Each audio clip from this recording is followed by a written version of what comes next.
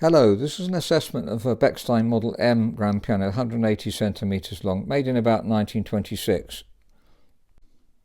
The casework on the piano is in very good condition generally. It's slightly faded here and there, and I wouldn't have said it was in need of repolishing, though obviously repolishing would be a wonderful thing to do. And it's slightly plainer style than the older Bechsteins. So it's mahogany, as typical of Bechsteins of this age. They're rarely black, by the way. If you see black ones, it's probably been repolished, especially shiny black ones. You can see it's not just desperate. This is actually more dust than fading, but it's slightly faded here as well. And the long side is also in a reasonable condition. Well, it would be useful to repolish it, really. Obviously, if it was a budget piano, then you wouldn't repolish it, just make this good. What's always encouraging about these Bechsteins is the pedals are very low. They're 4 centimetres from the floor and 62 leg rooms, 1 centimetre more than, say, Yamaha U1. So you could put caster cups under and raise the pedals up to, say, 7 centimetres, which is normal for a new piano. So if you're a tall person, that would give you plenty of leg room. The key tops show in the middle here that's had plenty of wear. There's another issue on this piano, unfortunately, which does mean it's difficult for us to buy and restore. We'll look at that in a second, but I just wanted to look at the piano in general and say that we do like this Bechstein Model M. Our tuning pins are original, very floppy, as we said before. Small tuning pins on this age of Bechstein. My lever's a standard standard star, medium star, so really small tuning pins, which is wonderful because then you can repin and don't have to change the tuning block. You can just change the tuning pins, put bigger ones in.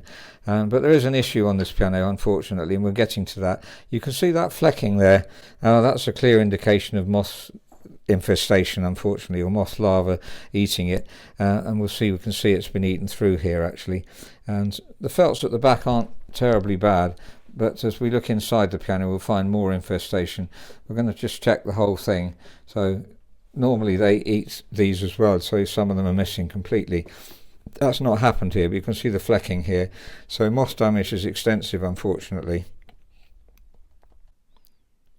Now, the client has had some pheromone strips in the house because there's been moths all over the house apparently, and they do attract the moths, and it's a female hormone or female odour that attracts the male moths, and are the ones that fly the most apparently.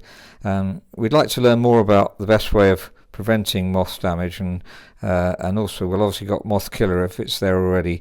This big moth has nothing to do with it. It's these little moths here that are the ones that lay the eggs of the larvae that then eat the felt, and they stick to it, so it's quite sticky.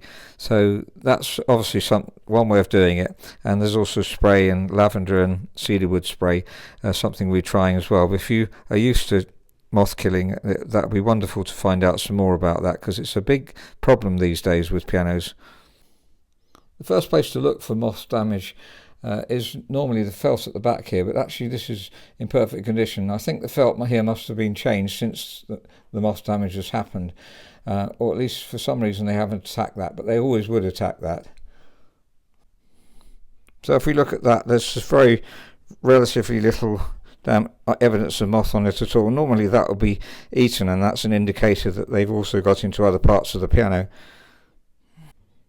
So underneath the keys is where you normally find it, and you can see these little moth larvae droppings.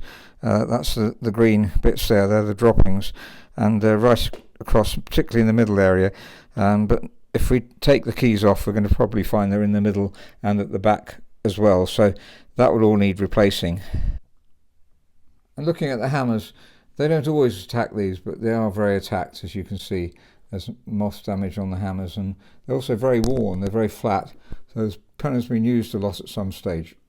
So they would obviously need replacing. Normally we replace hammers, shanks and rollers, and in fact the rollers have been eaten a bit as well. So you can see clearly moths have eaten the felt inside the roller here. Looking at the damper mechanism, you can see some of the felts are missing here. They don't attack those as often as underneath the keys either. That often isn't an issue. You often find they're not attacked at all, but they certainly are here. And in fact, we did find that when we were looking at the base here, you can see the red felt And you can see that red felt there, that's actually fallen down from the damper guide rail. You can see some of the felts there are missing. So they've really extensively eaten felts on this piano. So I've done a general inspection of all the aspects, like the regulation of the piano, but really, because there's so much moth damage, it's all going to be fully restored and have to be re-regulated anyway. I think we would repolish the piano as well, so if we're doing all that work. We do love the Model M Bechstein of this age. They're excellent pianos, so it's definitely worth doing. Like the keys weighting I didn't bother with either, but funnily enough was about right, 49 down weight and 24 up weight.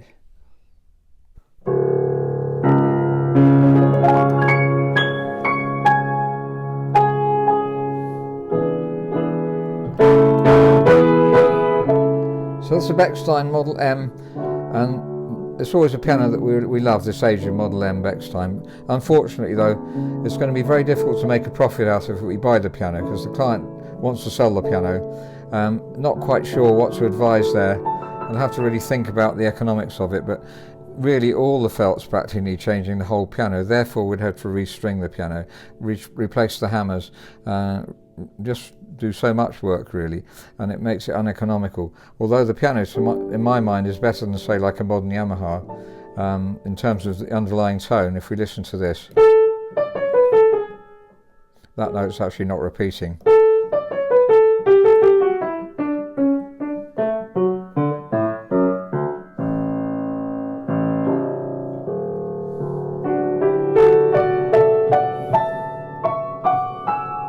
And if it's fully restored, we can make the touch good enough, well, better than the modern piano, I believe, because it's so well designed, the Bechstein.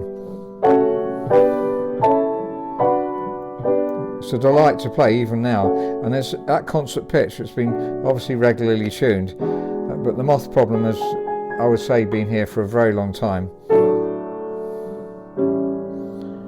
So thank you very much for listening. If you're interested or would like to help us with treatment of moth, how to prevent it, how to treat it, it's something we're investigating a lot at the moment. We've tried various things and I think a lot of them are very successful, but we'd love to learn more. So thank you very much for listening.